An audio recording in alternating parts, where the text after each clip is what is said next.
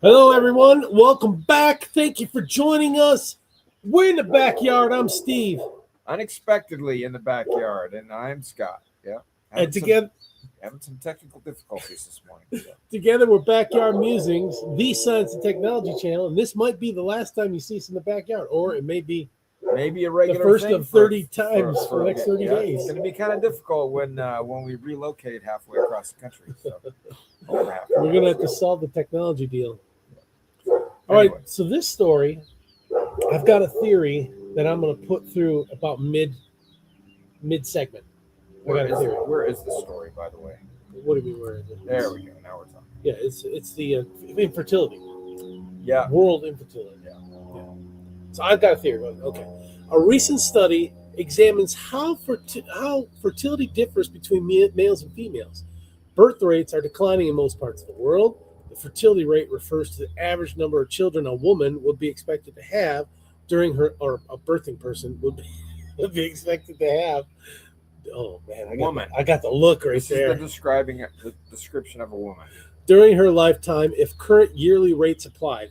In other words, women are having fewer children, but the same question is rarely asked about men. Would you like to know more? Okay, how many children do men have over their lives, and how does their fertility rate compare with women's? Baby daddies. Women's. Right? Baby daddies. Yeah, and that question is always one of those funny questions, right? How many kids do you have? Well, 2 that I know of. Yeah. Okay. Researchers from the Max Planck Institute for Demographic Research, the United Nations Population Division, and the University of Oslo in, Sweden? Sweden, yeah. Examined global trends and future patterns of fertility differences between women's and men's, including total fertility rates. Henrik Christian Dudell. Oh, Henrik Alexander. Oh, I'm sorry. I got him. I see. We're already fertilizing together here. Henrik Alexander Schubert, Thomas Spurenberg. You made that up, man. No, I did not. Christian Dudell, and Vegard Skurbeck. Vigard. What is it? Vigard Skurbeck? Yeah, it's Swedish. Okay. Studied how population imbalances affect male fertility. They used data from the UN World Population Prospects along with indirect demographic and statistical methods. Indirect. So that was a mouthful in that segment right there. So the Swedes did this. Quote, the key finding is that we are observing a shift from a higher total fertility rate among men to a higher total fertility rate among women, which has occurred globally in 2024. This shift is driven by an increase in the proportion of men in the population, explained Schubert, a researcher at the MPIBR. Okay, well, we know that for a fact in China, right? Because Russia has fallen off. Well, but I'm just saying that didn't China go through a period there that they did not want any one child, right? And there was a deal there. I remember. I'm pretty sure I remember that backfired on them. Well, and they didn't want women. They didn't want girl babies. They wanted right? boys. They wanted boy babies. So they threw the girls in the ocean. Well, I don't know what they did. I'm not going to assume or insinuate or whatever. But wasn't there a period of time, right, where they were just one child? Yeah, the one-child policy. And what has that got them? Now their population is less than India's population, right? Yeah, they procreate. Yeah, they're the ones, and they're small, much smaller country. Yeah, and they got a lot more people, billions. Yeah, well, China too, but that's So anyway, Schubert and his colleagues linked this change to long-running demographic trends, including falling mortality, meaning that mortality age is getting shorter. Right? I think so, yeah. Okay. Shrinking mortality differences between women and men, because I think women live longer normally than men, right? Yes. And sex-selective abortions in some countries. Gender selective. Yeah. Like you said, sex. Well, yeah. Well, we just we know that there's it's not like two. Babies are having sex, right? Yeah. Yeah, exactly. Yeah. Gender. But it's like like you said, you want a boy baby, carry the name, right? Right. Oh, so this is the gender selective abortion. Yeah, like we don't want girls. We're pregnant with a girl. My wife's pregnant with a girl. We don't want a girl. Want a girl. Yeah, that's bad. That's bad. Together, these trends can maintain or increase a male-skewed sex ratio from birth across the life course. So yeah, that's sad. It's really sad, right? I mean, because these are, we know that these are all God's children, and they are precious. If not in our eyes, spirits are up in heaven, waiting to come down. Father's eyes, definitely precious, right? So here's my theory. Okay, I think all these alien UFO sightings that that you've heard of in the news, this is what happens when we get together in the backyard. Unexplained, right? There are extraterrestrial people, humans, just like they look like us, that are far more advanced. They want our resource. They want our treats and our delights. Okay, so they are making the men and the women. Well, it started off with women, now it's men, infertile, so that the population will die. They want our resources. The population will die out. Then they'll move in. Maybe they drink salt water. I don't know. We got a lot of salt water. We got a lot of trees. Somehow between this segment and our next segment this afternoon, we will include Sasquatch in our thought process as well. You're making fun of me now. No, I'm not. I seen this on an episode of Stargate, so it's possible. This is possible. Well, yeah, but you don't. God should not be mocked. So this is a way of mocking God, I believe. Right? Okay, well, sorry. Is it not? Yeah, sorry about that. Is it? I mean, not what you're talking about, but what these guys are talking about. Oh, I don't know. Yeah, I think it is. All right, the shift from higher male fertility to higher female fertility has not happened everywhere at the same time. Its timing is connected to each region's stage in the demographic transition. In many European and North American countries, the crossover took place decades ago, mostly during the 60s and 70s, the time of love, right? Well, yeah, that was sex, drugs, and rock and roll that period of time. So, in much of Latin America, it occurred more recently. Oceania, South America, and Asia have also only recently passed this point. So the point is where females, they're discovering males are more infertile than females. That's the point they're talking about. Okay.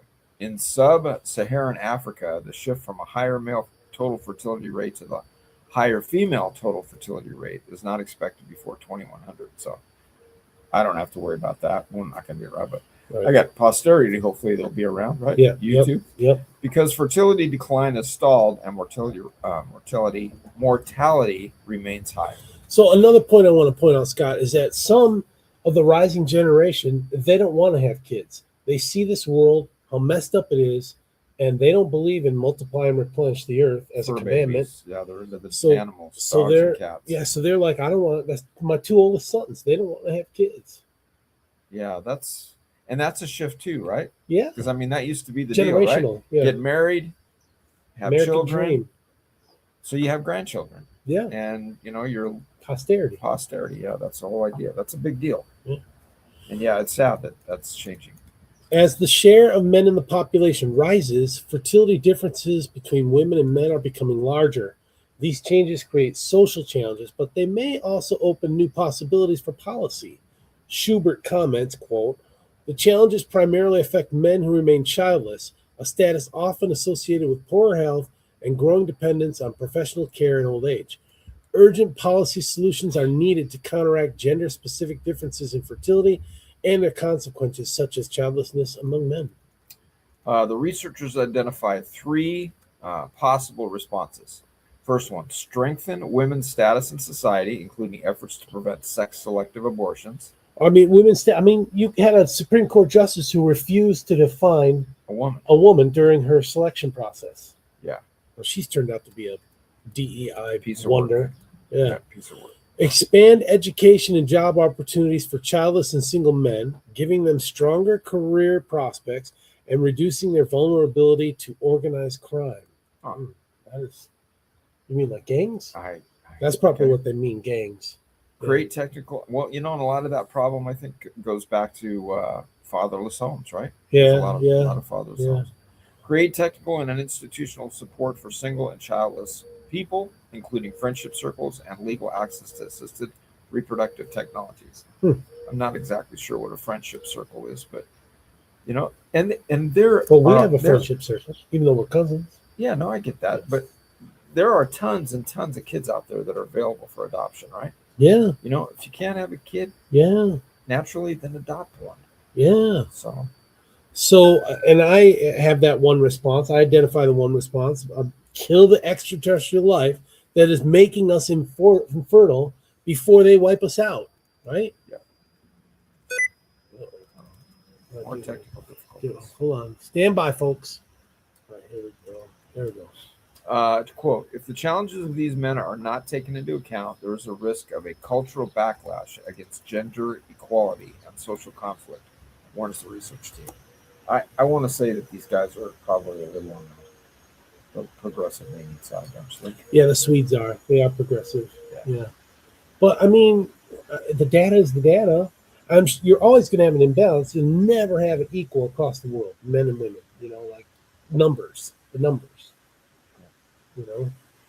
Especially now with the war, like Russia war, the men are dying. Millions. Right? Millions. Ukraine too, right? Yeah, well, millions. both. But Russia's taking the brunt. It could take a couple of generations to replenish some of those people, right?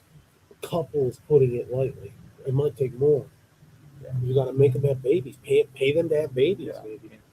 And give them $1,000 account when the baby's born. Yeah, a good analogy of that would be the baby boomer period that we went through, right? Yeah. After World War II, came home from the late 40s to the, I think it's mid 60s, baby boomer generation. And remember, they had that housing boom too to house all these.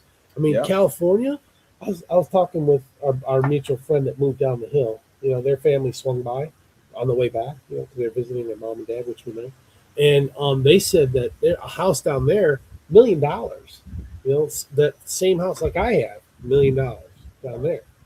It's just not affordable. You have to have dual income and multi-generational working.